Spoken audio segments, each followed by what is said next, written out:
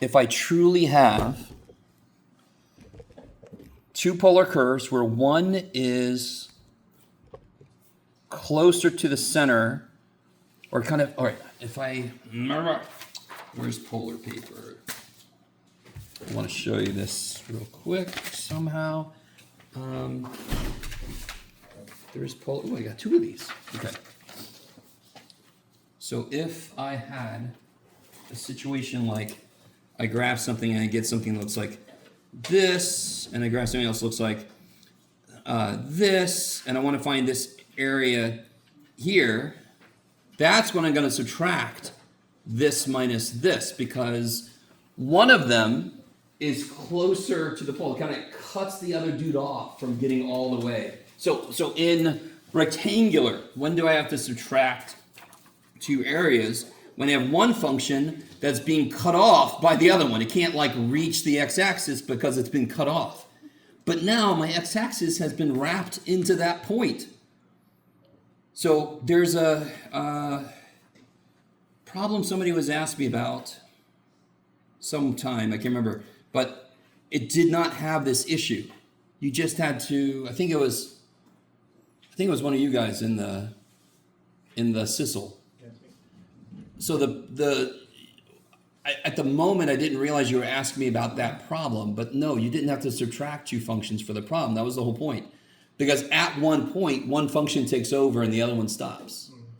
I don't know if that makes sense. So that specific problem you were looking at, no integral needs the subtraction of two functions. Okay. So we can look at it. Let's see. Let's take a look at the one I'm talking about. Number 40 something. 44. 10.4. Didn't they give you a picture? No? Yes, it is. Oh, I'm looking in 10.5. There we go. Do you see how just on sight I can tell that there's no need to subtract two functions? Because there's nothing like cutting the other one off from reaching. So from here to here, I'm going to sweep it by changing the r. I'm going dr. Right? I'm going d theta. This is r here. Yes, I didn't mean to say dr, but I'm going d theta. So I'm sweeping until I get to there. So until there, this is the function that I'm integrating under. And then this function takes over here. So there's going to be two separate integrals, but no subtraction needed in either one. So that's more akin to a problem like, yes, this works. Like this. Here's function f. And then right here, function g takes over. Yes? So if I want to find this integral, it would just be the integral of f of x from a to b plus the integral from b to c, g of x, yes? It's the same idea.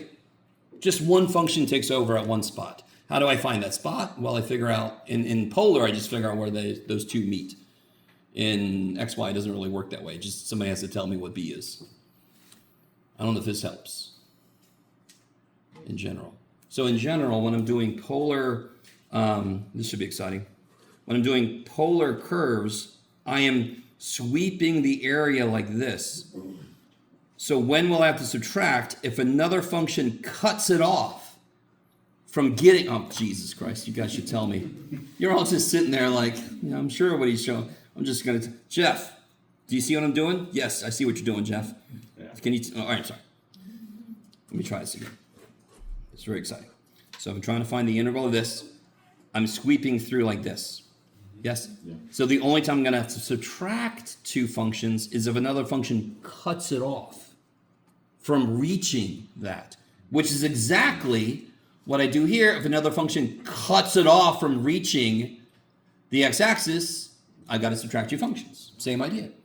Except my x-axis now is all wrapped up into that point, which in itself is freaky as shit. Yes, sir. Could you show the bottom again, just this picture of the graph? Oh shit, yeah. 10.4. There. So from here to here, It's literally just only this equation I'm sorry, this one. Only this equation matters. Because it's finding the area between this function and the origin. At that point, it doesn't continue to do that, does it? Now it says the area between this function and the origin. So you're going to have one integral going to this point of this function and one integral after that of this one. There's no subtraction because nobody's cutting anybody off from reaching all the way down. I don't subtract area off. They're each able to reach the origin. Who had a hand? Yes. Can we do a problem with that? Sure. Have you guys tried this one? So okay, some of you guys have. So is there a problem like here? Let's look at this one. Is one of the two functions, let me see, what's a good way to say this? So you can find where these two intersect, yes? And that by itself would be a little trigonometry equation solving problem. If I'm thinking about the area just inside the cardioid, then do you see how this isn't really going to work here? It can't really get to itself. I don't know how else to say that. So in this case, this really is being cut off. Let me see. So normally to get to this, all right, how do I do this? What's a good way? I need that circle to go away. So here. Yeah, here we go.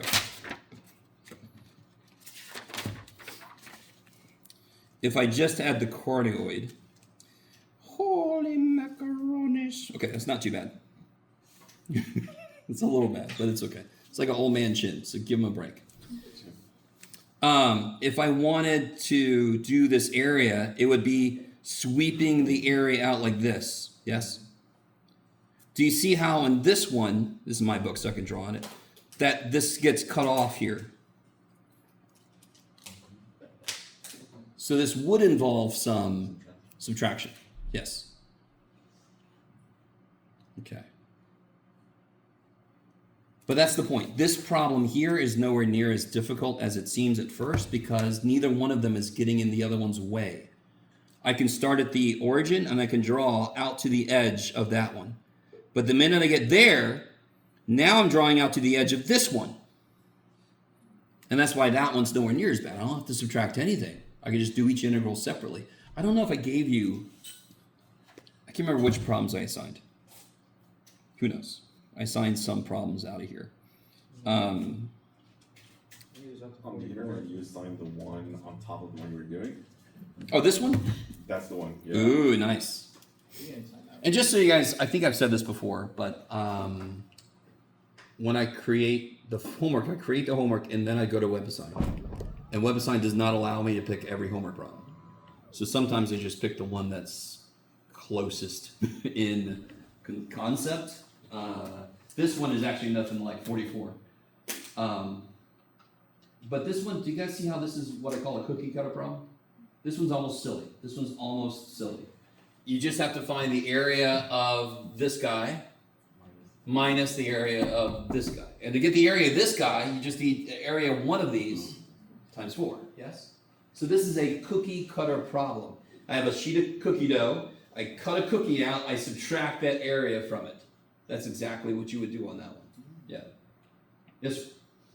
Instead of just doing one of the petals and then times it by 4, could you just do from like 0 to 2 pi?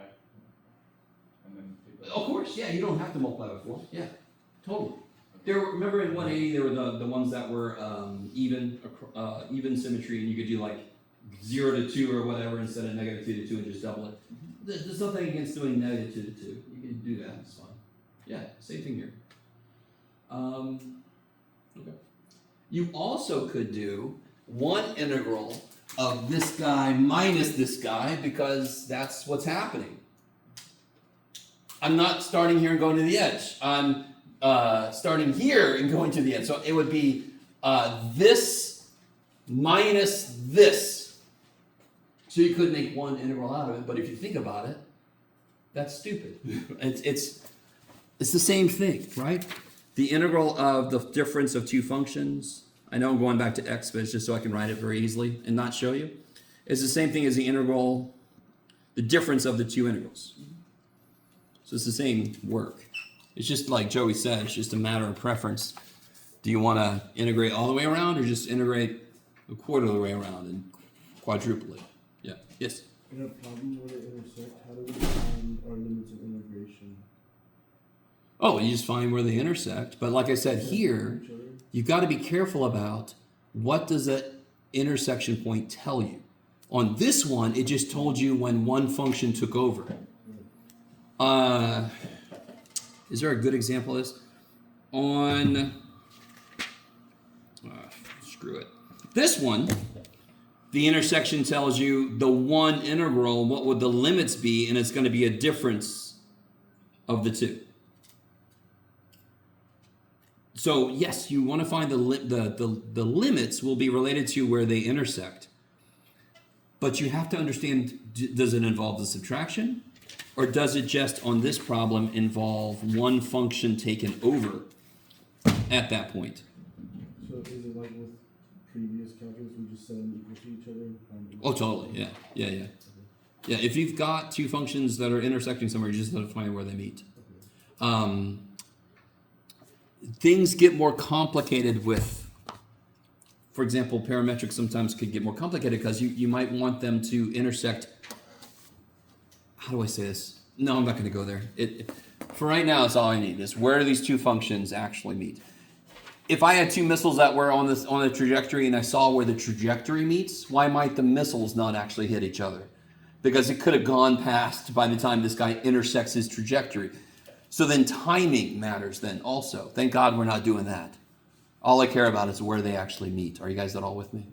I just want to say that in case that was in anybody's head, because parametric sometimes makes it feel like this is all the time. Well, sure, their paths meet. Does that mean that they actually meet? It might not mean that they actually meet. Okay, in this case, all I care about is geometrically, where do they actually intersect? So let me show you a couple things real quick. Did I already show them to you? I did. Okay. Oh boy, today is just going to be Jeff showing you that you should probably get the senior discount ready. I forgot what I just did earlier. So, does anyone, now that I have more people here and I've only got two practice tests left, does anyone else need a copy of the practice test? Yes. Oh, and you also need.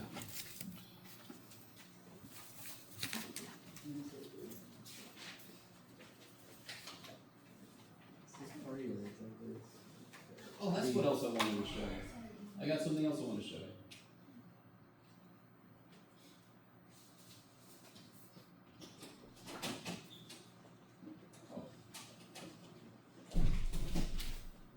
One more thing I want to show you. That a student in here told me about after a class last time.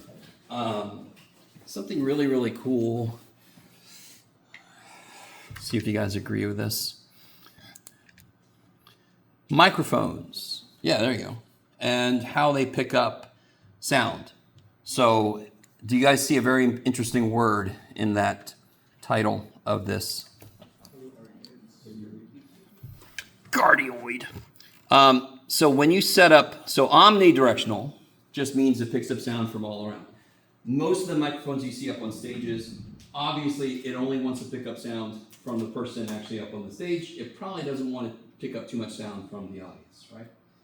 And so this is what it would actually look like. And what's really cool, you should know this by now, but the construction of the microphone, the geometry of the microphone, microphone itself, the placement of certain things inside the microphone, they all relate to the parameters of the function governing the shape. So you could actually solve it algebraically or geometrically, or whatever, trigonometrically. You could solve for the parameters that will cause something to happen and then construct your microphone to make that happen. Do you understand? That is how so much shit happens in the real world. We solve equations that gives us parameters that translates to real world decisions on how to construct something. Yes? You guys with me? That's beautiful. So I loved it when you showed me this because I'm like, holy shit, I've never even known about this. And of course you get this one, which again is a standard polar graph shape. This one has its own reasons for existing. I didn't get too deep into the, so not surprised they call it figure eight. Very creative. They talked more about when you would want to use certain ones and so forth. Are you guys at all with me? And these aren't even all of them, but these are the main ones. And it's so cool. Just the part, I really want you to pick up on this. You can solve ahead of time before you construct anything, and then construct it based on what you found you wanted mathematically to happen. And then you can test it afterwards and see if it happens. Okay. Whew. You're all at the level where you must have seen examples like this already, I'm hoping, where the math informs you ahead of time before you actually construct anything. And then there's a little bit of experimental back and forth because the math can't account for every variable. Because otherwise, if you try to do that, you go insane over time. Trying to account for every variable, your equation gets stupid big, and you're like, screw that shit, let me just make something and test it, and then I can tweak it. Yes? Okay. The first thing I want to do is a good approximation based on my math. Okay. Up to you. Where do you want to go from there? You guys can look more into this if you want to. This website I thought was pretty cool because it actually shows you, here, was it this one? Yes. It actually has somebody demonstrating the difference in sound based on where you stand around different types of microphones, which I thought was pretty cool. SonarWorks. Oh yeah. Okay. You know about Yep. SonarWorks? This is awesome. So if you just search SonarWorks cardioid, there's also hypercardioid and what was it, supercardioid? I have to tell you, it's so trippy. There's an idea called consilience, which is like the intersection of multiple disciplines, which has always fascinated me because when you start as a teacher, when I talk to somebody else about what I'm doing and they go, that sounds like this thing, and I'm like, holy shit, that's exactly what, I had no idea you could use it like that, and then I understand my own shit better because I saw it in practice somewhere. I'm very sorry. I'm a little excited. We don't know. Everybody's going to be okay. Did I have too much coffee this morning? That is possible. Here, let me have some more caffeine. That'll work, right? All right, where do you guys want to go from here? I'm sorry. I want to keep this one playing because it will trip with you. It'll mess with your mind. Yes. So there was, question 10 and 10.4, we were given one function. Oh, I'm getting We weren't emails. given endpoints, we were asked to find the area. So is there a specific integral that goes according to whatever, like if it's a cardioid or some other shape? Or Oh. how do you find the endpoints for just a single one? Oh, that depends on the period of the function you're looking at. So you're asking about, and it makes sense, if you integrate too far, you're going to be doubling up or tripling up on the area, right? If I integrate around a circle twice, I'm going to get twice the area that I'm supposed to. So it's a really good question. Your question is, how the shit do I, you didn't say this, but it'd be awesome if you did. Jeff, how the shit do I tell where my integral starts and where it ends? It actually doesn't matter where it starts. It just matters that it ends a period later. Does it make sense? So you need to think ahead of time, is there anything within the equation itself which is affecting the period of the function I'm looking at? Is that cool? So for example, number 12. Is there anything in that function that's affecting the period of that function? In 3 figures. Yeah, totally. How does that affect it? It triples every angle. It'll finish its cycle in a third of 2 pi. So 2 pi over 3. Cosine normally takes 2 pi to finish its cycle. I don't know if you guys remember this, but you have to, it compresses it, yes? When it's inside with the variables, the opposite it looks like 3 times makes it seem like a good stretch, but it actually compresses by a factor of 3. So now it doesn't take 2 pi, it takes 2 pi over 3. And then that relates directly to like higher wavelength things and lower wavelength things, and yes? Gamma radiation versus radio waves. One of them is fine, the other one is not good to be near.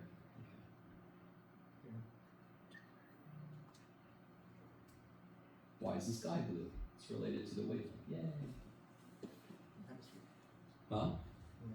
The atmosphere, totally. Why is it red at in the evening? I did a whole thing with a fish tank and putting the light above and light next to it. It's really neat. I did teach astronomy one semester. That was awesome. Everybody hated me because they're like, "You're making this hard. We should just be staring at stars." Is that it? I'm sorry. Does it make sense what I just said? Sorry? Or how Mercury retrograde looks. Oh, sure. Yes, and they Just a God, loop. they loved it. I'm sorry. You're even making finding the stars hard. Let's just write ascension and what it. I'm really sorry. I'm in a mood. Yes. So number 30 and 10.4, it's two cardioids that overlap, and it's kind of like makes a leaf shape, and it's reflected. So we want to find the area between those two. Do I just find the area of one? Because since you're, so at first I thought you minus, the top and bottom, but since you're you showed that. It's top and bottom is related to the center, Yeah. to the pole. Yes.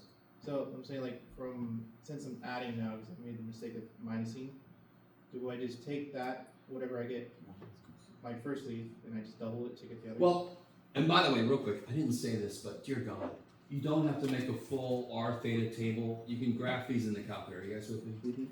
I'm hoping to God. If anybody's graphed a lot of these, you're getting a lot of practice. What the shit?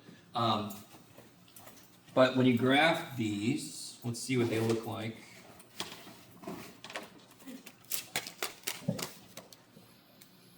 Oh, this one. Oh, let's see. Clear. 1 plus cosine. 1 minus cosine, I believe. And then double check to make sure I'm in radians. My window is over aggressive, but that's fine. Here, let me just make it. No, it's fine. It's actually fine. Oh shit. Well, actually, that counted out all right. What's my scale right now? Did I just luck out on scale? Let me go -2 to 2, -2 to 2. Nice. Okay. Actually, yeah, the scale was actually just showing you the overlap. Okay, so this is beautiful. So you want to graph this for yourself. Dear God, not every problem is a whole, graph this by hand problem. I'm really sorry I forgot to say that before. Hopefully you guys picked up on that reality. There's obviously many places these guys meet. Yes, not many, but a few. But like you're saying though, this piece is just purely focused on the red dude. And then here, the green dude, look at me. The blue dude takes over, yes? So this is a lot like that problem 44 from before. Yeah. And yes. I was gonna say, can you do 1/2 of the top part and then multiply by 4 to find Hell the- yeah. I was about to say, you could do this and multiply by 2. You could do this and multiply by 4. The reason is because they are both essentially the same function, just one has been termed. So you know all the symmetry is true. You gotta be really careful about making that assumption. Mhm. Right? If I just change one of them slightly, they might look symmetric, but they're not really. But I know the symmetry is true. Now, real quick, I want to make sure everybody's with me. You could find the area of this from here to there, and then just quadruple it, because it's symmetric, right? You guys with me? Or at least, well, if you double it, you get this whole thing, and if you double that, you get this whole thing. And then my calculator gives up. Poor little guy. Are you guys with me? So it's a perfect example of there's trigonometry involved in finding where the two things meet. When you find them when they meet, you're not done considering what that means. You have to now say to yourself, does that mean one picks up where the other one leaves off? Or does that mean that I have to subtract one from the other because one of them is getting in the way of the other one from getting to the pole? I'm not sure if you guys see what I mean when I say that. Okay. Bless you. Okay. God, it's such a simple graph, but when you stare at it, it starts looking like more and more things. Is that better? Who asked that question? Is that better? Yeah. Okay. So there are a lot, since there's so much symmetry within these functions, there's a lot of shortcuts related to integral stuff that you did back in Calc 1. Kind of like you said, John, you could do it this way, or you could just do one of them and multiply by 4 or whatever. There's a lot of symmetry kind of stuff you can consider. You just have to be sure the symmetry you see on the graph is real. Because, of course, human eyeballs are not the best. Okay, maybe. But these functions are basically the same, just one of them's been turned. So the symmetry is real. What I see is real. Okay. Maybe? Maybe. Yes?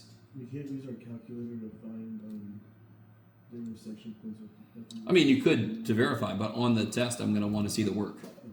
Yeah? But there's so much shit we do that you just verify in the calculator, right? Have you guys tried to see if you can integrate this on the calculator? Let me see what it does here. So if you try to integrate this, if you go to second calc, do you see how the integral's not here? Too bad. Sorry. That was me, Jeff. You guys know that you can integrate rectangular Cartesian stuff, right? You can't do it here. It will do the derivatives at various points. Okay. But yeah, dude, hell yeah. If I had to do it by hand, I'm going to double check real quick, right? Well, let's see. Actually, real quick, I just showed you can't. If you go to calc, you can get a value. And that you could do, because once you get a value of where they meet. So where's one place these guys meet? 0. So if I make theta 0, for the curve I'm on right now, so this is where you got to be careful. So visually, 0 gets me to 2, yes? Let's try this. Pi over 2. Yes? Yeah. Now I'm on the blue, so let me do this again, but now I'm going to go to the red. Jeff, you got to do this. Now I'm on the red. There, I'm on the red. Pi. Jeff, you did so much good stuff.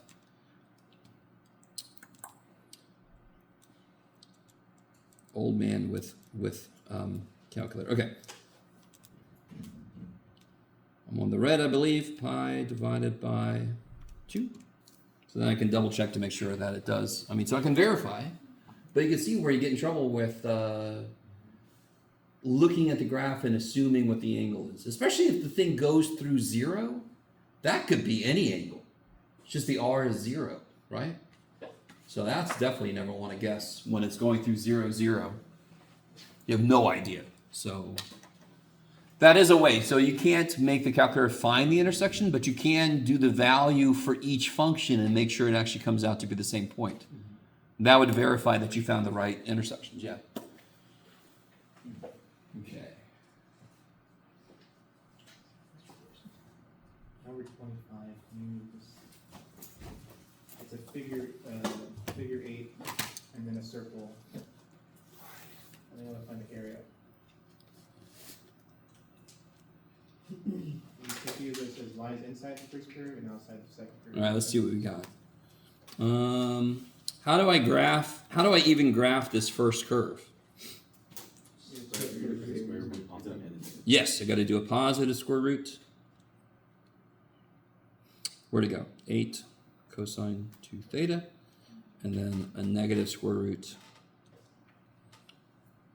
Where'd it go? 8 cosine 2 theta. So that's just for the first curve. And then the second curve is just a circle, radius 2. So let's see. Yeah, my blue and my red is the first curve. Oh boy. Where am I at? Oh, that's a good job, Jeff. Oh, you did the minus sign. I did the minus sign. I love that go to. Whenever you have an error and it says go to, you're like, thank the gods. If you have an error and it says Goku, I don't know what to tell you. Oh, I'm in a weird. Let me do a couple things. What was this happening? Oh, cosine 2 theta. Okay, that's fine.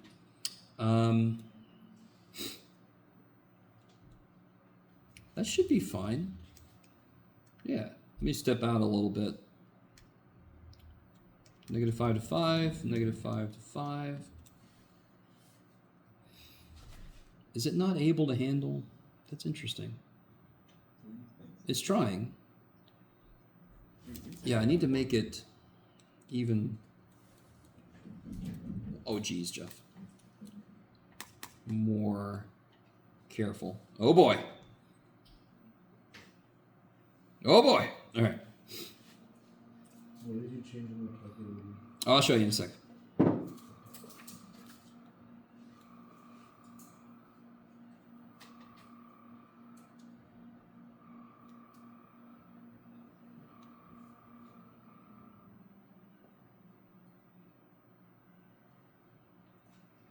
Yeah, of course. I was being silly.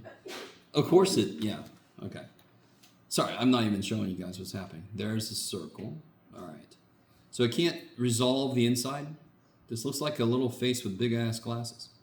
It's a little Elton John. I can't resolve the middle because it needs better step size to resolve the middle. So what's the question then?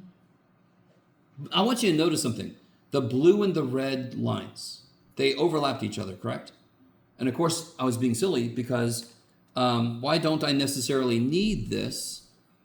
Because what's funny is, and I think this is where it's having some issues. How do I say this? As I move, the angle puts me in other quadrants already. And then the negative just kind of like overlaps that. I'm not sure if you guys are with me. Why was I able to, if I take one of those two away? Oh boy, here we go. Why is this basically able to graph the entire graph except where it's not able to handle the middle? Because you can follow it. Now it's using angles like down here.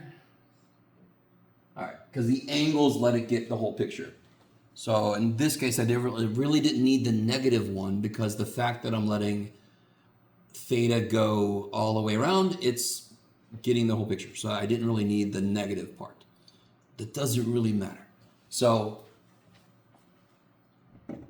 I need the area that's, what did it say? Between? Inside the first curve and So inside this. then outside. Oh, so out here. So inside the blue, but outside the black. Okay. Right? Is that what this you said? Okay. Yeah. So then it's really, do you guys see which curve? Will it be a subtraction? Yes. Totally. Because there's a curve cutting the other dude off. And I really want this to make sense. Can I draw a line from this edge all the way to the center without being cut off by the other dude? No, that's what I mean, right? Just to really make sure you guys are with me. So if I integrate just this piece of this curve, I'm going to get this whole thing, but I've got to subtract this piece. So of course the limits are going to be based on this. And the symmetry is true. So if you really want to get down to it, you could just integrate from here to here and double it, but then that means you should be able to integrate from here to here and quadruple it. So it's kind of like the same idea. The symmetries allow me to shortcut some of this. If you don't want to, you don't have to. Who cares? I'm going to really make sure everybody's with me. Let's do this one step at a time. Do you guys see why this is a subtraction problem, not a one picks up for the other one? Is everybody cool with that? The cutting off happened. It cut off the pole from the port outside, right? I can identify visually the area that they want me to find. And I can see visually which one's on top. So in rectangular, on top literally means what's on top because I'm measuring distance from the x-axis. Here I'm measuring distance from the center. So on top is effectively the same thing, but it's circular, not linear. So which one's further out as I move around the circle is the blue line. So I would integrate, you could integrate from this point to this point and then double it.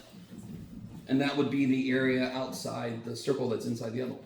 Wouldn't it form, when you were finding the area for the circle and not the figure eight, a triangle from the center to the points of intersection, which would leave out parts of the area?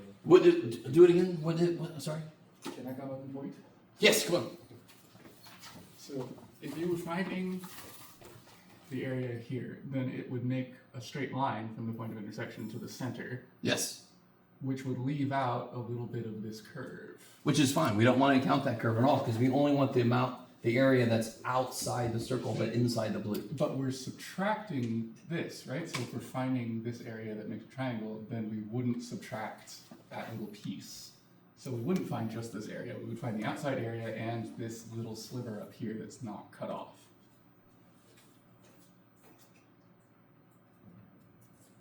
No?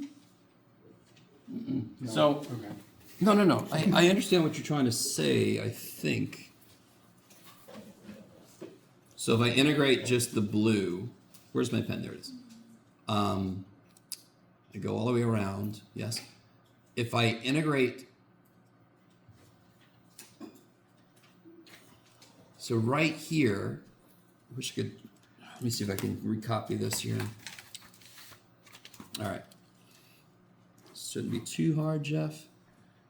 Circle and eyeballs. Okay, that's not bad. You guys can't even tell. All right, that's the picture. Deal with it. So I want this area out here, yes, for example, and then I'm going to double it to get what's supposed to be the same area on that side. Okay. So you're talking about something to do with this, Yes. but if I start at this value and move over, now I start to pick up this minus this, and that's all I want to pick up. Does that make sense? Yeah. There's no issue with what's over here. I think, yeah, so I think you, okay. I'm not sure everybody else is with me. If I start, well, if I go down here, if I start integrating here, the minute I move over a little bit, I'm going to count this. I'm going to count Jeff.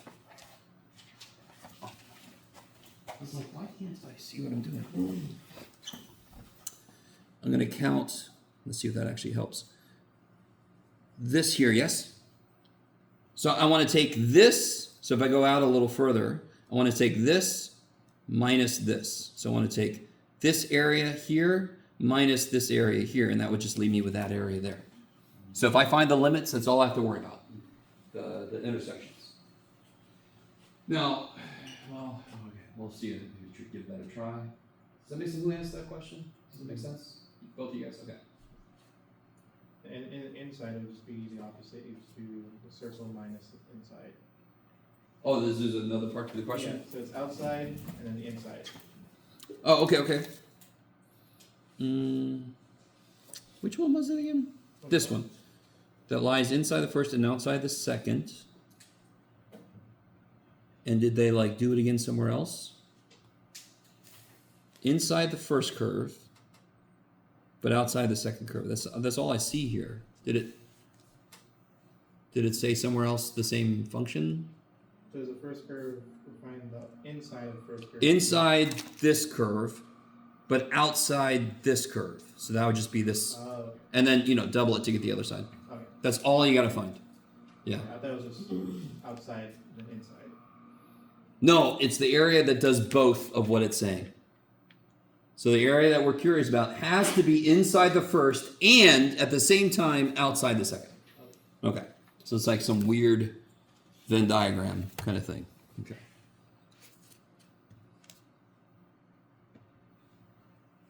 Okay. Anything else? Do we want to focus on some other sections?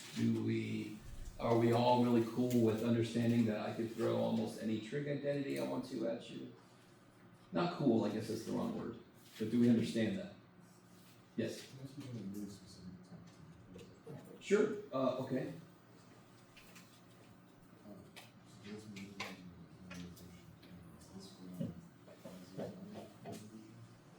No, you just didn't get the tangent line equation. Yeah.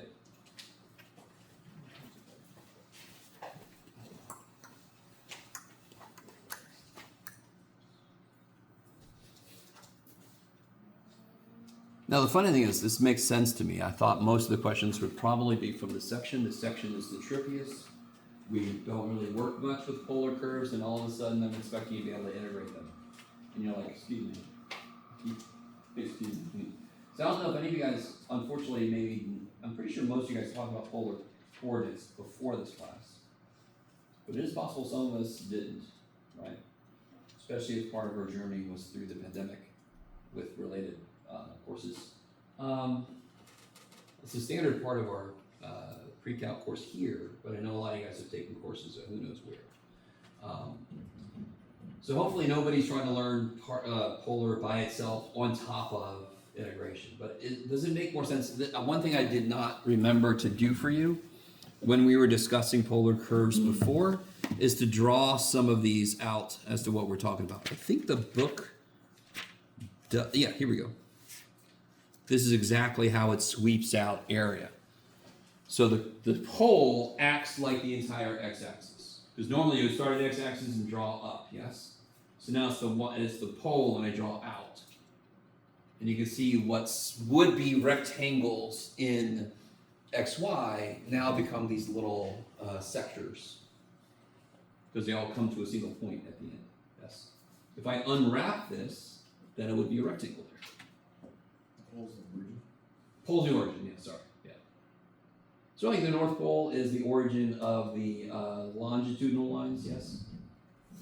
So if I kind of look at the Earth, rotate it so the North Pole's right here, and then they radiate out from it, you can kind of think of it like that. So these, on the polar graph paper that I think I gave away my last. Oh, here we go. So this is a funny question to ask because I think we did something almost exactly like this before, but what was I about to say? Oh yeah, these are like the longitudinal lines. So it's sort of like, and then this is where, sorry, I keep joking about the fact that there are flat earthers in the world. So some flat earther is going to find this and go, even this math teacher says the earth is flat. Look at it, no. But if he did look from above the earth, it would look like this. We just ignore it for a second. This is going down across the surface of the sphere that the earth is. Right? Okay. I don't know if that helps at all. But that's why we call it the pole. It's like the North Pole. Okay, maybe. And then what would these be? This is the latitude. I just gave it away. This is the longitude. This is the latitude. Yeah. So those would be latitudinal. Yeah. So this is kind of like what it would look like if we looked at the Earth above the North Pole and we put the longitude and latitude on. That's what it would look like. That's another way to think about this. It doesn't really help you graphic the damn thing, but it explains why we call it the pole. Can you explain that? Can you just do that again? This is latitude. Let me see. Hold on. This poor little thing is just like, I will continue forever. Okay, one keyboard doesn't work and one mouse doesn't work. I love it. I got two. I got to Google real quick. It's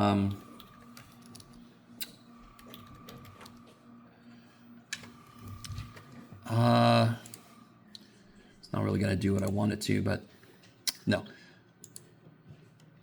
I don't know. I have to, let's see. Oh, maybe this will work.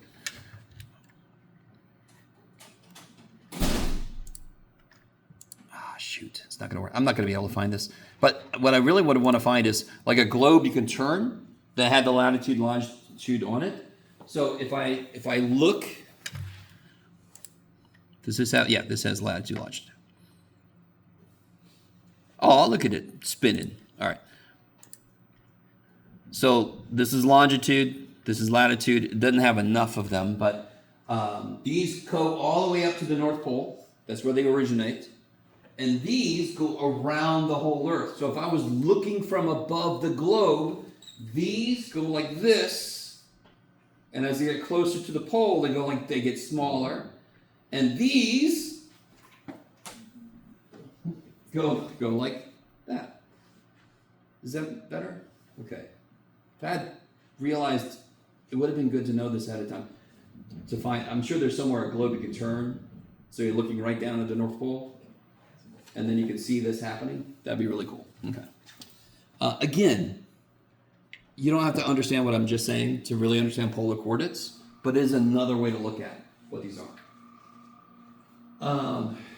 Just to really trip you the shit out. If If I took the whole XY plane and I curved it, I could curve it into a sphere. So every point on the XY plane, I could connect it to a point on a sphere.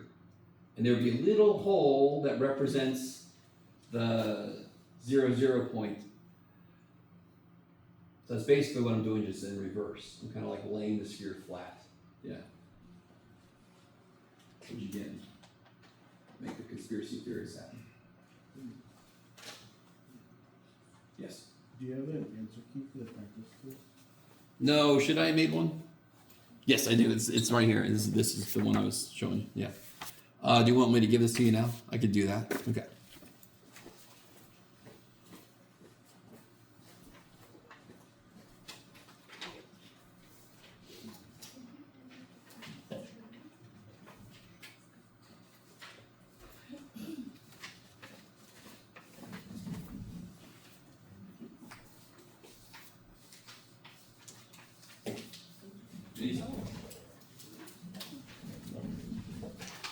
I saw that exact shirt somewhere. It's hilarious. That's funny. Because that's pretty much the problem we did before was goldfish study in New York. That's funny. I like that.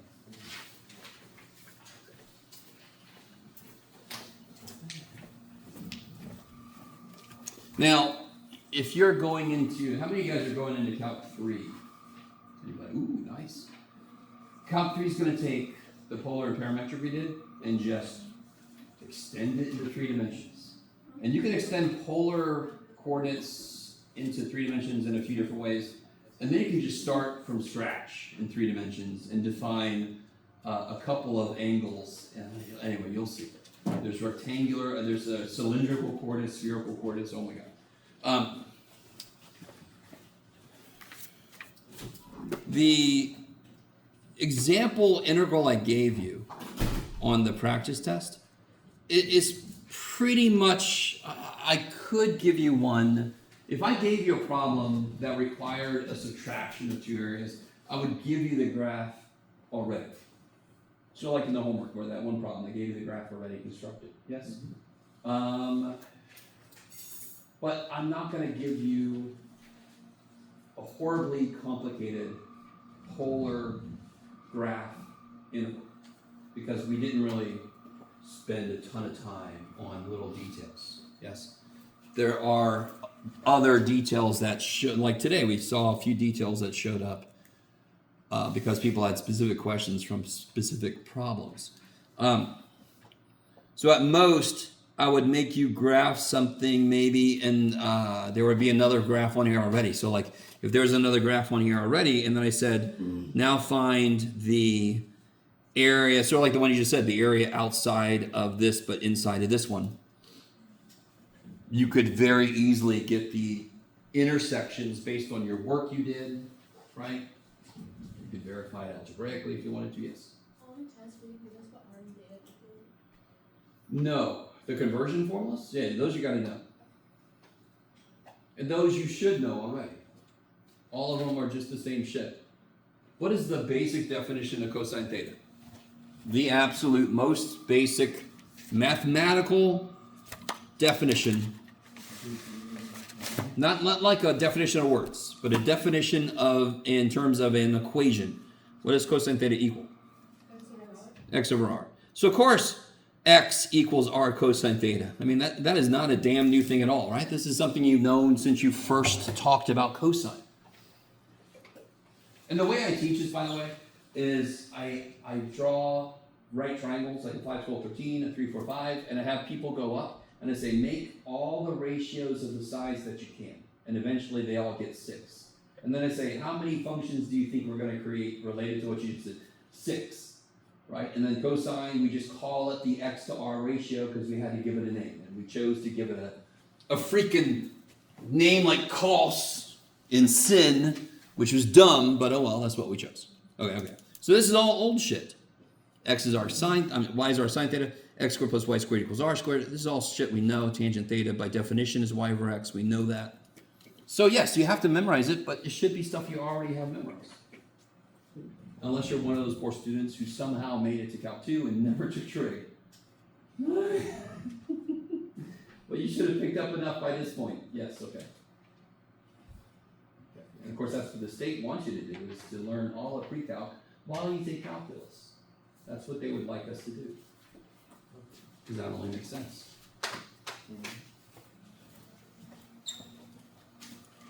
Yes? Can you walk through sketching the graph of the function for number 6 on the practice test? Oh, sure. I don't have any blank copies anymore, but I do this. I did this, and then I realized, oh yeah, it's just the way I do it. Remember I said I wish they made it theta r instead of r theta? Because theta is more like an input. So I just do this when I do it. So who cares? But considering the graph I give you is detailed enough to go to pi over 12, especially when I have a 2 or a 3 inside, I need to start with smaller chunks of pi, because I'm going to triple it. So I can and should start with pi over 12. So what I did was I literally just went around the outside to a point.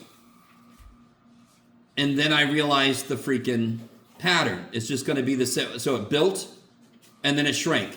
And now it's going to continue to shrink, so it's the same stupid numbers but negative. I need you guys to be with me, because this is what makes the tables much, much smaller than they first might seem they have to be. I know those same dumb numbers are going to show up. It's just now I'm going to be in the other quadrant. It's going to become negative, right? Now, real quick, I need you guys with me. This is obviously, this angle is pi over 2. Yes? So it's about to become the second quadrant angle I'm plugging in, but when I plug it in, I double the damn thing. So now I'm not going to be in the second quadrant. Yes? Are you guys at all with me? Are you guys at all with me? So I know it's going to be I know it's going to be the same numbers. They're just going to become negative. And then everybody, yeah. Okay. So I don't have to make my table go all the way to pi or 2 pi or whatever.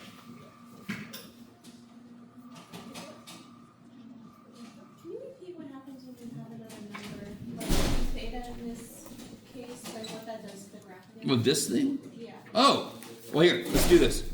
If I said, no, get out of there. This. What would the period of this be? What's the period of cosine by itself? Well, 2 pi is the period. Yeah, period is the length of time it takes for one cycle to complete. So the period for a tangent function is pi, because a full cycle completes from negative pi over 2 to pi over 2. So it's a length of pi for it to fit a cycle. So the period is what length do you need to fit a cycle for a normal. How does this make it change? Well, it makes it 1/5 as big. So these are radio waves. Maybe this now is visual. No, it's 1/5. I don't remember I sort of do. Okay. So this would become, the new period for this is what that says. That says, would be 2 pi over 5. So that should complete. So let's see. So if I do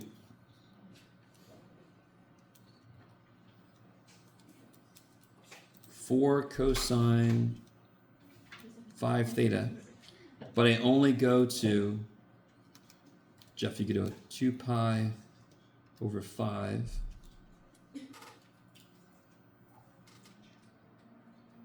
It goes that far, right?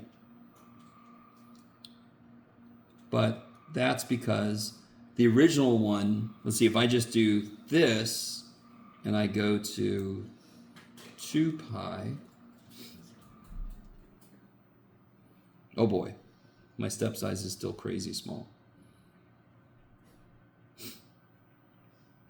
It's just a circle, right? Okay, so now,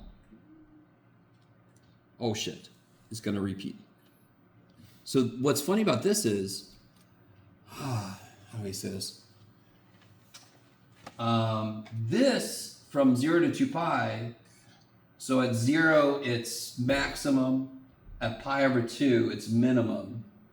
So the top half took 0 to pi over 2. So the bottom half is going to take from pi over 2 to 0, pi over 2 to pi. And then it's going to repeat again because there's a little hidden factor in the back of all this. The fact that this has negative output sometimes. Yes? So if I want to get this whole picture to show up, I do have to go further. Well, if I go this, it'll definitely be enough.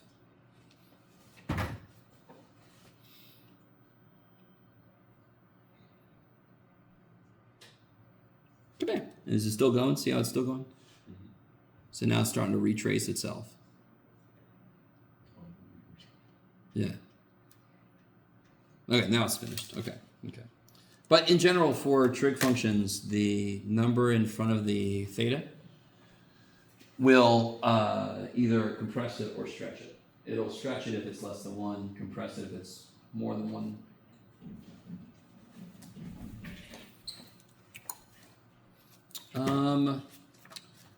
Do they? No.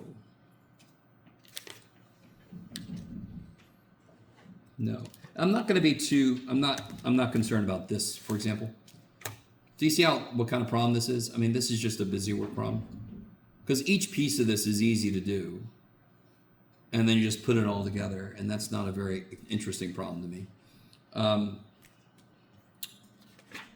And your homework was mostly focused on areas, if I remember correctly. I can't remember if I even gave you an arc length problem. And I think I pointed out the problem with arc length problems is very often you end up with intervals you can't even do. We'd have to do them numerically anyway, meaning let the calculator figure it out, or let a computer algebra system or some kind of program figure it out. We can't do it by hand because I'm missing the chain rule piece. So should we only expect area problems? Yes, that's what I'm trying to say in a very roundabout way. I might give you, if I did give you this problem, I would give you all this business here. I mean, it's just plug and chug, right? That's why I'm not very interested in this kind of problem. It's like, but I do like problems where you have to graph something and then indicate on the graph something that you found. Yep. So for 10.3, we would expect arc length, but not in 10.4. 10.3, did they actually do arc length here? Well, we did arc length just, no, I don't think we Like, what are some things that we should focused on not arc length. focus on? So in section 10.4, in the homework, I focused on areas, which is my way of communicating to you. That's obviously what you should focus on because I made you focus on it, right? It's the most immediately important thing for you in terms of what you're about to go into if you're going to take Calc 3. It's also the generally most important thing in the real world, depending on which avenue you go down in your STEM fields. Yeah, and that's why we focus on the area more than the other things. Now, the arc length will have an extension in Calc 3 that you're going to make, but it's going to be more general than focusing on polar coordinates. It's going to be related to what's called line integrals, and that's a more general idea. So it kind of sucks. I haven't taught Calc 3 as much. It's one of my favorite classes to teach because it's just so freaking cool. But in terms of the test, from section 10.4, you definitely focus on finding areas. So that should tell you you need to know you can solve the equations that you get when you try to find the intersections. If you had any trouble solving any of the equations, you need to get help with those. Maybe it's an identity you forgot. I did put the list of trig laws up in Canvas, didn't I? What I call the green sheet. Yes. Obviously, you can't use that on the test. But if you never printed it out for yourself, that's your own choice. But it's to help you remember all these identities. And if you have it sit next to you as you do homework, hopefully they creep in your head. And if they don't do that, you just do whatever you got to do to make something get in your head. How many of you guys just write something? That's neat. If I write something a few times, it's in. Yeah? Okay. And then I think 10.4 is the one where I didn't really touch on every possible topic. But the earlier sections, we basically did almost everything. Like 10.3 is just generic, like what are polar curves? How do you convert? How do you graph in polar? Right? And then 10.2, we did everything.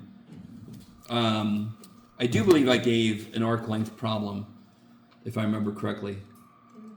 It's not, all right, if I'm not careful, the problem I create won't be able to be done. Because you can't normally integrate. When I see a big ass square root inside of an integral, I get concerned with my ability to do it. Because that normally requires something on the outside.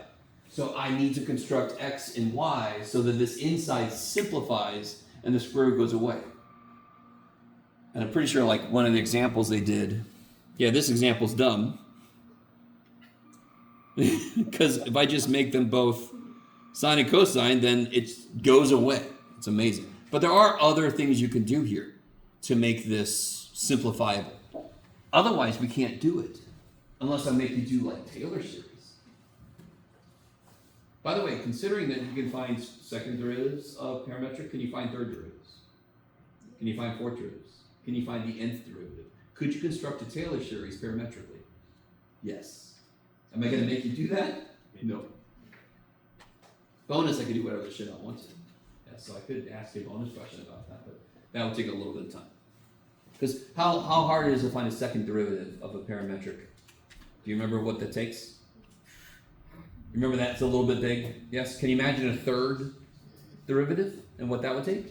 So if I do a bonus question like that, it might be find the third derivative or the fourth derivative or something much more focused.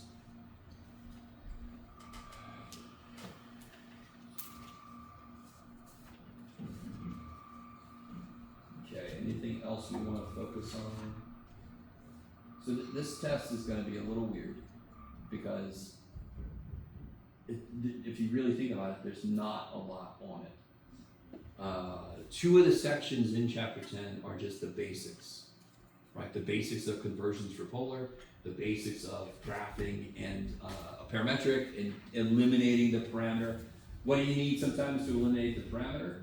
An understanding of trig identities, yes, as evidenced by the last one. And then, of course, the two calculus sections. 10.4, I'm going to focus on areas of the polar curves, and if I ask you to find the area between two, I'm going to give you the graph. Yes? I might make it so you have to still do in fact, you know I'm going to do this. You have to solve the equation to figure out the intersections. Yes? So that's very focused. And then section 10.2, it's the derivatives. I might make you find a tangent line, all the stuff that was on the quiz. Yes? Make you find a tangent line, draw it on the graph, all that kind of business. Now, real quick, I do want to point one thing out about the quiz. Do I have the quiz somewhere? Who knows anymore, Jeff? There was that problem, and it looked like, what did that thing look like? Yeah. Yeah, okay, that's right. I got you, thank you. So some of you guys had one that looked like, everybody had one that was something like this, yes? And you had to find the slope, I can't remember exactly where it was, but it was at the end, maybe, I can't remember where it ended up being, but it was a weird thing about, it was like over here. But when you graph it, you sort of assume this is the turning point, but once you find the tangent, you should have went, it actually goes further out. Because then the tangent line would have matched up, yes? So, all right, let me try this again. I really want you to understand. When you start graphing points, we start to make assumptions about where the turns are. When you did the tangent line here, since it wasn't infinite, it was actually like this, you should have thought, it actually goes further out and then turns, and that's why it matches that tangent line. But it's not your fault. I mean, we only graph so many points. We make an assumption about where that's turning. But based on your tangent line work, you should have went, it actually goes further out and then goes back. Yes? When we draw the tangent lines, is it restricted in the limits? Like how it's 0 or -2? No. Or is it going Tangent line, they go forever. Independent of what the domain or whatever it was of the function that they're touching. Because while we only care about the local piece of it, the line itself is just a line. It's a true line. It goes forever. But yeah. Cool. So you don't have to do any extra like work about where should this line be? No, it's everywhere. Yeah.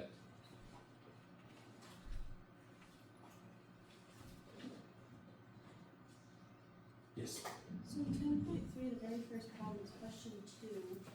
We're asked to find two other points where r is greater than 0 and r is less than 0. Can you just explain that yourself in case we didn't really do the test? Oh yeah, this is okay. Eventually, it's going to show up. There we go. Yeah, this is kind of silly. If you plot this point, can you imagine which way to? All right, let's do this. If I plot that point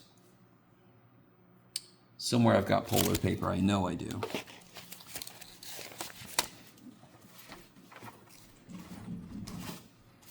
Oh, this looks promising. Hey, all right. So watch this. This is kind of silly. And I guess I didn't do it here, but let's do one of these. 3 pi over 3, yes? So look at pi over 3 and go 1, 2, 3. Ooh, now, can you imagine, so that's 3 pi over 3, yes? Can you imagine which way to tell somebody to face so that you would tell them to go back 3 steps and they would still end up there? Where would you tell somebody to face so that if you said go back 3 steps, you end up at that same point? Because then that would be a point with r negative, yes? So which way would I tell somebody to face so that they walk back 3 steps and they end up there, in that hole that we dug? Say again? Yes, if they face 4 pi over 3, and we tell them to go back 3 steps, there you go. Yeah. So that's just the basic idea of like less than 0 would be going backwards? Yes, and how do I make, so this is the point, 3 pi over 3. We just figured out that this is also the same point. Now, what's another way to write it with a positive r? This is where I really screw with them. So instead of just telling them to go pi over 3 and then go forward 3 steps, I tell them to rotate how much and then go forward 3 steps. So you do it again. You do all of it. What about 2 pi?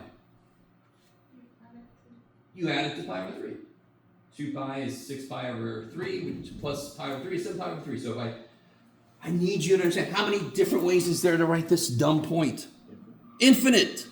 Because there's an infinite number of coterminal angles, and then I can go back, and then there's like an infinity of infinite numbers, because I can do all that shit with r negative.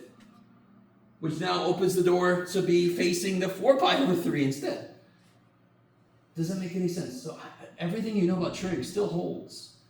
Anything that can be represented by rotations, that inherently means there's an infinite number of ways to represent that thing. And then I'm adding on top, you can just walk forward, or you can walk backwards. That's a whole other freaking infinity of things for that. I don't know if you guys are with me at all. So another way to write this is 7 pi over 3. Was that right? Yes. And another way to write this is that okay? -3. And another way to write this is -3, add 2 pi, 10 pi over 3.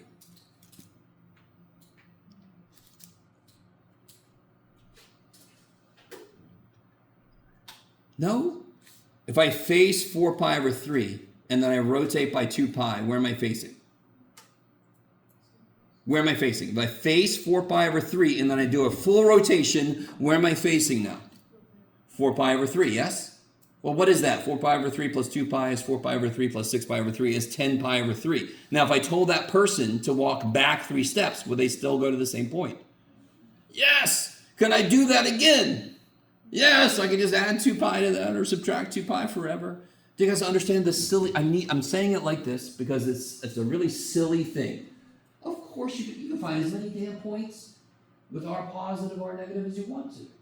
How do you find the base ones? How do you just get it started? Well, if you graph it, you literally just have to say, which way would I face so I could tell them to walk backwards? And then you say, if I add a rotation, that's adding a rotation. That's which way to face to tell them to walk backwards. Does that make more sense? That's the physical nature behind that question. Which on one level is dumb. They all go to the same damn point. But to me, this gets very interesting when you add a third dimension. Did I talk to you guys about the parking garage where they have the... So I always hated, as a student, I hated the fact that the stupid circle, I understand it, and then you want me to go 3,680 degrees. I'm like, what the shit? It's just the same. What are you doing? But if I realize there could be a third dimension, where from above, I'm just doing this, yes? But from the side, I'm doing this shit. Like those exits from parking lots. Have you ever been on one of those? They just go, all right, okay, all right, yes, just, let me get out of here. That third dimension made me feel better for some reason. I always hated that. It's just repeating, hey, I'm here again. Hey, it's me again. Hey. And I'm like, if I think about it from the third dimension, okay, now each point has true different meaning. Maybe? And then every problem we did in that stupid class was looking from above. Oh, look at it. And I'm like, oh, I'm actually at a different point now. Anyway, I don't blame you if you have no problem with that. I'm a different person with different freakiness. But that did help me when I realized, oh, cool, there could be a whole third dimension where this actually makes sense. In Calc 3, you're going to add some third dimensions in several different ways. Will there be more dimensions in Calc 3, like 4th and 5th, or is it primarily 3? I can't remember off the top of my head if I added information in about more dimensions or if that was a part of the class, because I always talk about more dimensions, but I don't think it's a part of the class. It makes sense to say you could, there is a place where 4 dimensions come in to play. Because we analyze the shadow of a 4-dimensional thing, and the shadow of it would be 3-dimensional. Yeah, what's the shadow of a 3-dimensional object? 2-dimensional. So shadow of a 4-dimensional object is 3-dimensional. Okay. Sorry, that's weird as shit. I know, I'm sorry. But there is something in Calc 3 where we effectively do that. So we're still doing 3-dimensional analysis, but we understand that it's of a 4-dimensional thing. And then that's one place I always talk about, well, we can do 80 dimensions. It's the math doesn't give a shit. Yeah. Interesting. Okay.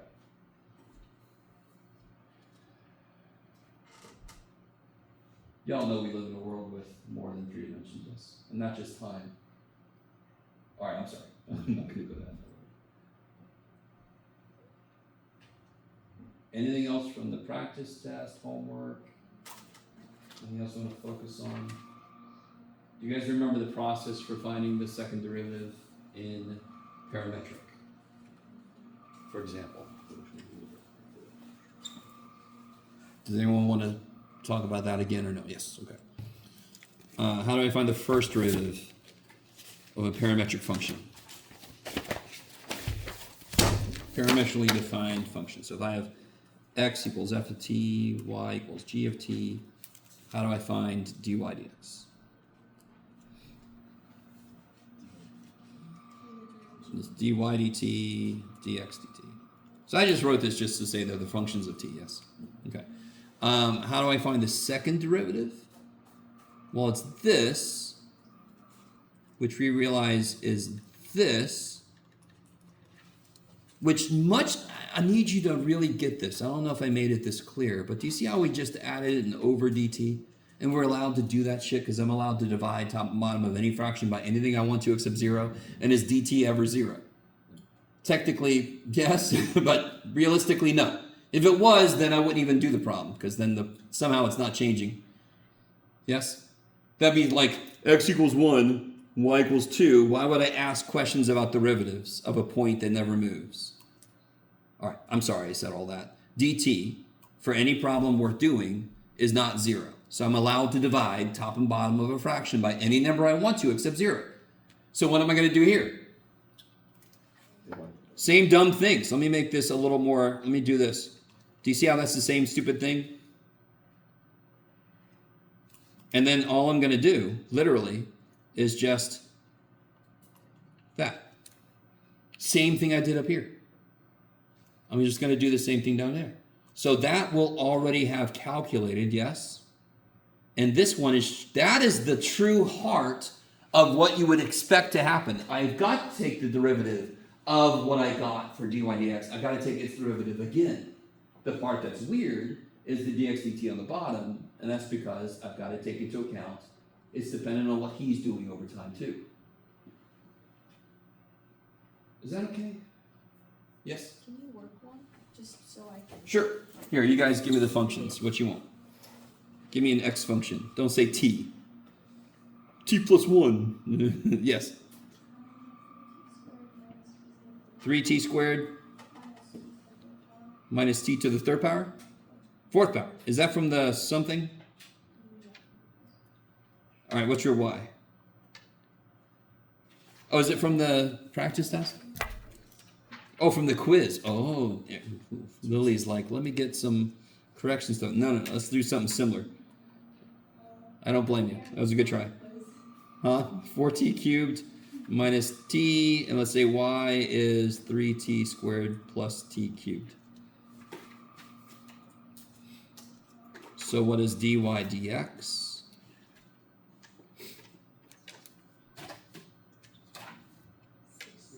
Six t plus 3t squared over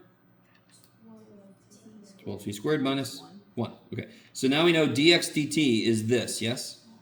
Okay, so d squared y over dx squared is going to be the derivative of what we just got, which involves everybody's favorite,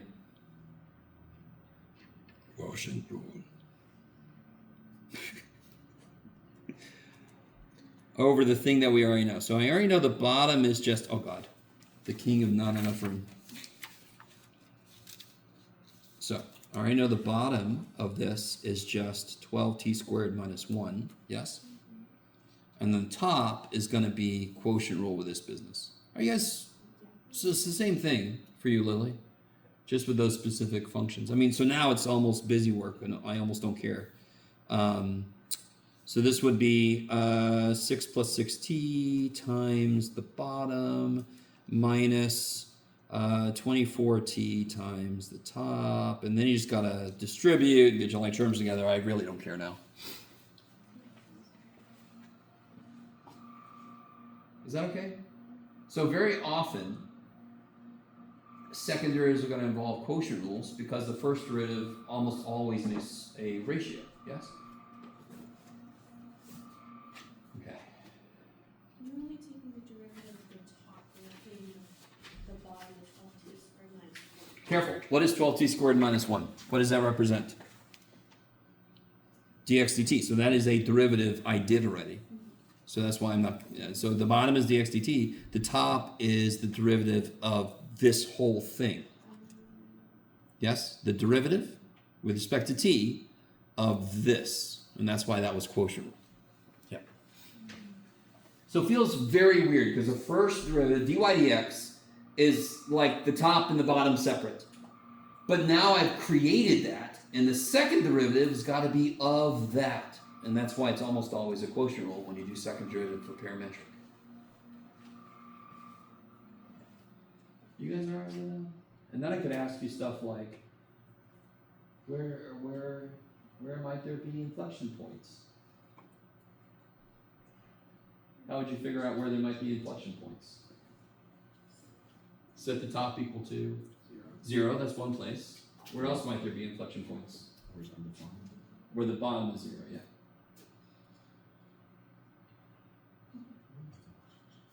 Yeah, so all the old shit from 180 still applies. Because all this is the second derivative. It's d squared y dx squared, same thing as first. As Calc 1, except of course it was defined parametrically. Yeah.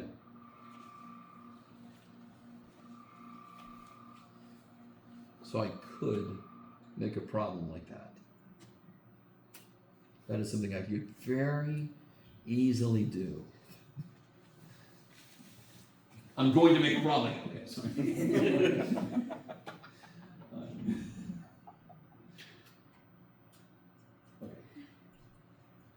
And then it just becomes algebra, right? Yes. So is there gonna be like complicated problems? No, I won't go further than that. That's plenty. Right? That'll be enough. Unless you want me to. I mean, you can imagine a decent few weeks where we do everything you did in Calc 1 with first derivative, second derivative, increasing, decreasing, concave up, concave down, inflection points, maximum mins. We do all that shit parametrically, and then we can draw a better parametric, because then we would know how it's curving through points and so forth, yes? And where that changes. Now, polar is a whole different ballgame because of the fact that the whole x-axis is now a point. So all this stuff about, anyway, I'm not going to go down that road, I'm sorry. So, yes? Would you be have this in second derivative polar? No, I made it really clear that I would barely ask you to do a first derivative, so I could ask for a bonus question, why not? Yeah, sounds like a great bonus question. It would just be the same thing, it would be like dt of dr theta over. Can you imagine though the first derivative? Do you have to memorize it? But do you see it kind of like in your head? Isn't there a lot to it? Can you imagine what it would look like to take a second derivative? Especially because r and theta, r and sine theta, r and cosine theta are functions of theta. So there's like product rules within, quotient rules within. Yeah, so it gets exciting. But it sounds like a great bonus question. Yes. Can you touch a little more on how to choose alpha and beta when finding the surface area of one or two? What are we looking at? Sorry? Like, Whoa. I have a note here that says, be careful when choosing alpha and beta, like the limit points when finding the area. I'm sorry. I'm sorry. I just opened to a weird section. This is related to differential equations. Vectors. Yeah, it's like a vector field. Looks like, Vector yeah. field. Yeah. This is also called slope field. What do they call it? That's a phase portrait. You can call it that too. Anyway, sorry. It just happened to randomly open up to something funky. What are we looking at, Rebecca? Okay, I'm going to give you two r functions. Oh, neat. Ooh. R equals 3 cosine theta. Wait. All right. R2 is 1 plus cosine theta. And it says here, find an area of shaded region that lies inside the first curve and outside the second curve. So if I were you, first thing I would do is graph this. Right. And then I would do what? How do you algebraically determine, what do you need to find? I mean, when you graph it, The points of intersection. points of intersection. How do I find the points of intersection? Equal to each other. Equal to each other, yeah. So r equals r. No, that's not good. 3 cosine theta equals 1 plus cosine theta. So that's a relatively easy thing. So you get cosine theta equals 1/2. And of course theta, Pi over 3, good. pi over 3. Yeah. I guess my first instinct Yeah, was cosine to likes that, have, so it hates 60 degrees. have it be like 5 pi over 3, 2 pi over 3. Is that not? Oh, so now you're looking at the, the so area? let's see, watch this. When we graph these, 3 cosine theta and 1 plus cosine theta. Sorry? What's happening? How'd you get 1/2 for cosine? Subtract cosine, you get 2, divide by 2, you get 1/2. Okay. Algebra, you know, it's just algebra. What was I about to do? Oh, yeah. That's all fine. Let me make this better because that's taking forever for this poor dude. Should be fun. There we go. Nice. So I think your question is, you're concerned about, how do I say this? You're concerned about where to actually, bless you, where to actually go from to. Like, you know the two numbers. Right. You're just worried about where to put which. Yeah. Okay. The limits of integration. Yeah. So, when this kind of drew itself out, let me see if I can make it do it again. Here, I'm going to zoom in a little bit.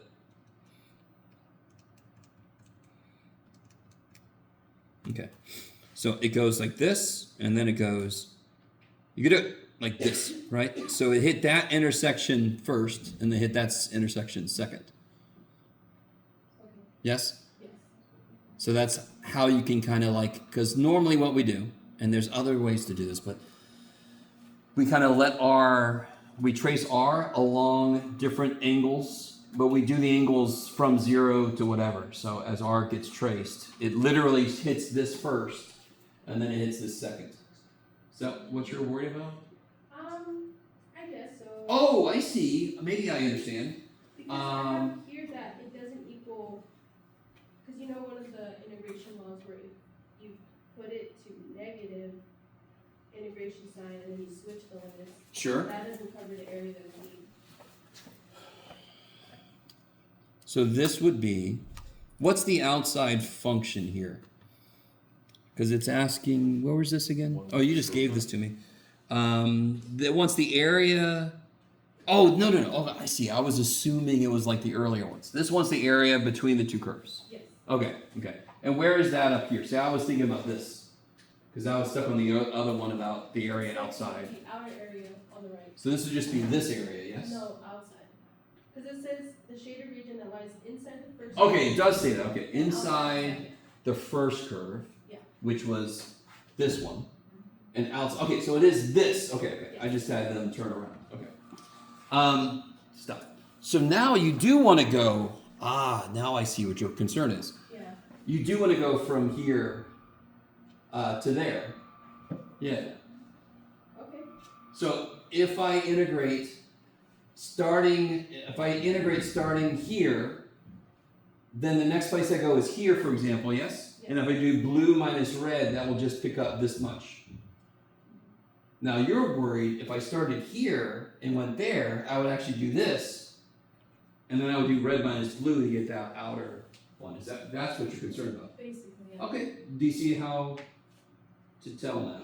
I guess I do. I mean, when I actually worked out the problem, I practiced the symmetry of it, so I put 2 outside of the integration. Sure. Oh yeah. There's a lot of symmetry going on here. Yeah. I could have, if we had enough time, I could have gone into all the different types of polar symmetry. There's actually polar symmetry. There's 3 types of symmetry in polar curves, but we didn't get that specific. But yeah, and you never have to figure out, could I double this? You never have to. But if you wanted to, you totally could, because there's a lot of symmetry. I see. So you decided to start at I did 0 and then go to this, maybe? I did 0 at pi over 3. Yeah, okay. Yeah. Yeah, totally. And then double that. Yes. No problem. But you could just start at 5 pi over 3 to pi over 3. That would work too. Without having to double it. Yeah. So for that, when you're subtracting two equations, say an outer one, the upper one is a blue one. Yes. Blue is the upper one. Because if I unfolded this, blue would be on top and red would be on the bottom. Right? Yeah. But if it was inside, you'd be adding. If it was inside the red and the blue, like The time you would add, again, that one example from before is perfect.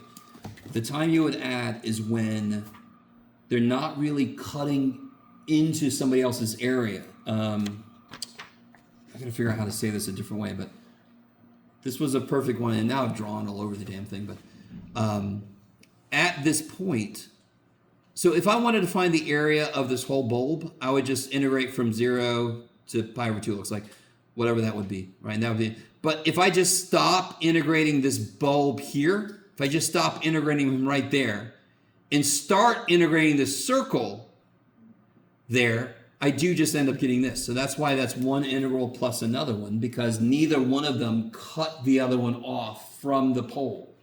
okay, so It's kind of like if I have a function, another function in xy coordinates, this one cut the other one off from reaching the x-axis.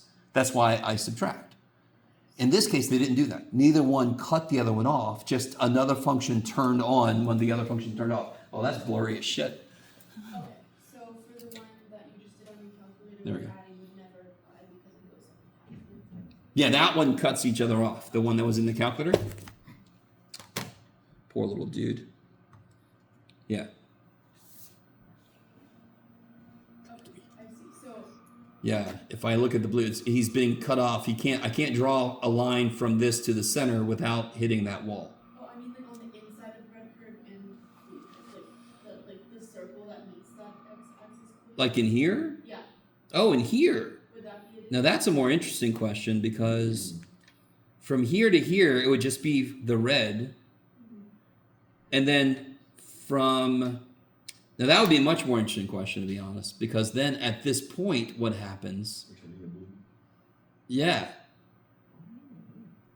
But that would be a totally different question because then one is getting in the way of the other one.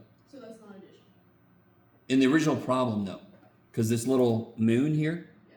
this moon shape, it's just the red is cutting the blue from being able to draw a line all the way to the center. Yeah, I get that. I was just wondering if addition would apply to that little circle. In a way, yes. Yeah, it would, yes. There'd be other things to be careful about, but it would.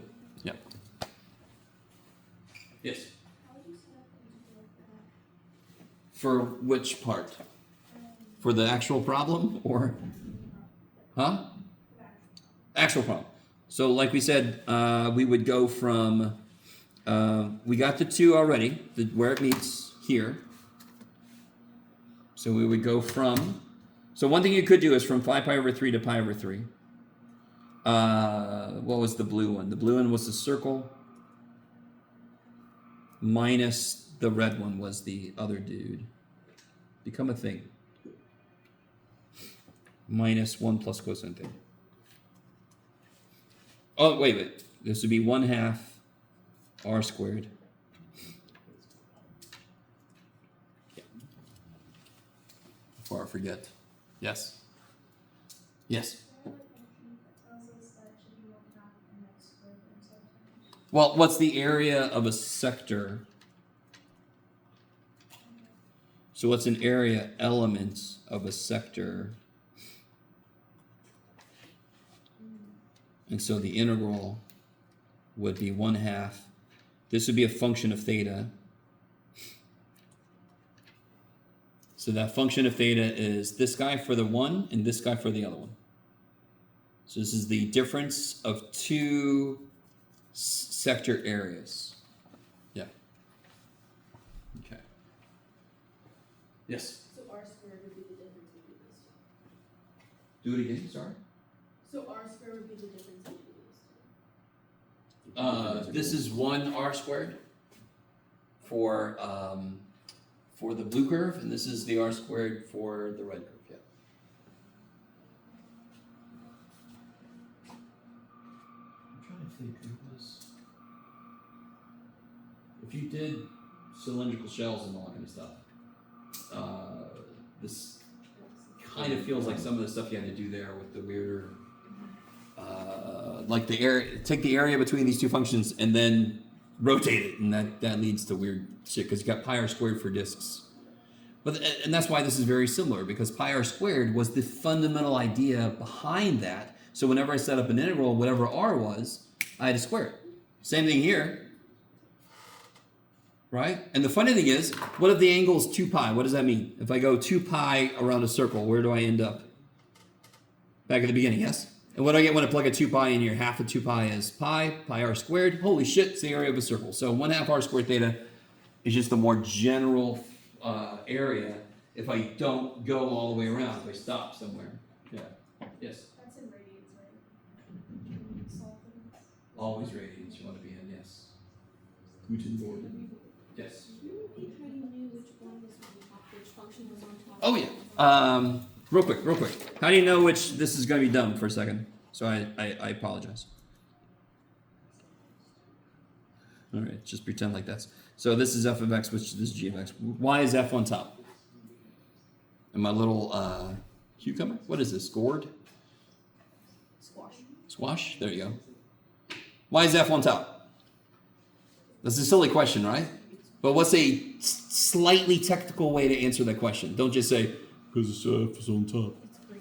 Because it's further away from the x-axis than g is, yes? That's why f is on top. So which one of these... Oh, Jesus, Jeff. Are you going to be able to do something? Oh, yeah. There we go. That's an easy way. So if I want this area, this is f and this is g. Which one's further from the x-axis? And remember, the x-axis has been twisted into that one point. This is further. So it'll be G minus F, right? Or in this case, it'd be 1/2 G squared minus F squared, blah, blah, blah, yeah, okay. So the idea of what's on top, believe it or not, is the exact same conceptual idea as before. We just add in the weird concept, the entire x-axis is wrapped up into the polar point, which is trippy. We just went, and twisted it into itself. Sort of like in a cartoon, when a kangaroo hops into its own pouch and then it disappears. Okay. I love you guys. I appreciate you tolerating my horrific references. We're gonna make it. It's mostly for me, and I love that this looks like a bird now to me with little feet. Chirp chirp. Look at him. Yep. I'm really sorry. I'm very loopy for. I'm not sure why. I'm not sure why. Actually, I am sure why. I've been doing a lot of shit, but oh well. Anything else? Could be anything. I can see the look in some of your eyes basically telling me, yes, Jeff, but too much. I don't even know what to ask. I've seen that look a lot of times. Have you guys gotten, anybody get help in the MSc? I know I see some of you guys in the CISL. CISL is a good place to go because you get to meet other instructors, potential future instructors. But the MSc is kind of like a different level of help because it's students who've recently gone through this themselves, so they can kind of help out in more ways. Because instructors, we don't know shit. I'm 30 years removed from taking this class, which is insane, but that's the way it is. Huh? I went in there once for help with my homework, my Calc 2 homework, and she was like, I don't know how to solve this. Email the question to me, I'll send it to you later. Who, what? I don't know. In where? In the MSc. Oh, in the MSc. Yeah. It was, okay. I don't go in there anymore for help with Calc 2. Well, not every tutor necessarily is comfortable with Calc 2, but they're supposed to say something instead of just that. And for some of them, you could have taken Calc 2 a while ago too. I'm like, True, So not that. but I'm sorry you had that experience. I'm afraid to go in there. That's not everybody, and that's not even her on whoever that was. That's not even them on that. Her. Yeah, okay.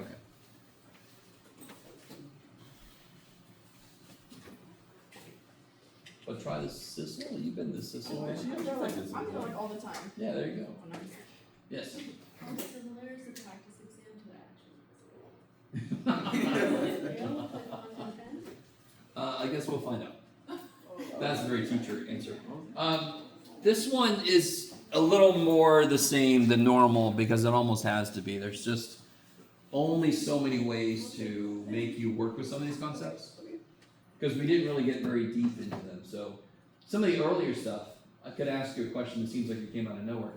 Like the X plus 2 and then at 4, okay. That was exciting. But that was a concept we had discussed, and I tried to push it a little further. In this one, I can't do that as much because we didn't get as deep into it. It's not going to be the same damn thing, though. I mean, I've had colleagues that their actual test was the exact same as their practice test, which I said to the face, you need to get out. Well, like, You need to go away. for the polar graphing, it's R equals 4 sine 2 theta. Will it be something in that same format? Yeah, like I said, so the one I would make you graph is not going to have like a ton of shit going on. It's also not going to be a circle, right? So 4 sine 2 theta is kind of like a good estimate of the level of difficulty. And hopefully everybody really internalized, you don't have to make the table all the way to whatever. You should be able to get to a point where like, I see the pattern. Parametric, the same kind of idea. I'm not going to make, because otherwise it gets to be busy work if you need to put in like 20 points to get it, no, right? You know I'm going to do a parametric where I make a graph and then I'm going to have you do calculus and do something on the graph, blah, blah, blah, blah, blah, right? Polar, I might have you do something similar. And like I said, I'm going to give you an area formula, and I already said, like an area of polar, and I already told you, I'm going to give you a graph of one, and if I want you to get, so you can pretty much bank I'm going to do that, yes?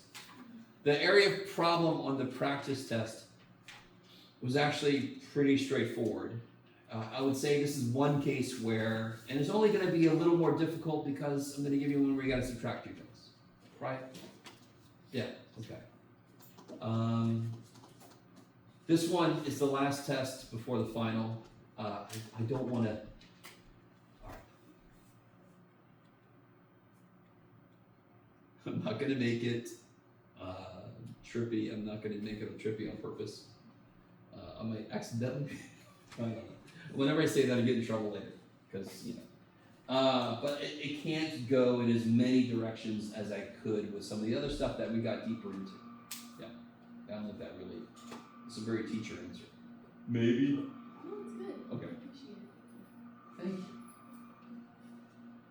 I appreciate you. I appreciate it. Okay. I like that this happened. I like him. I want him to be my little mascot.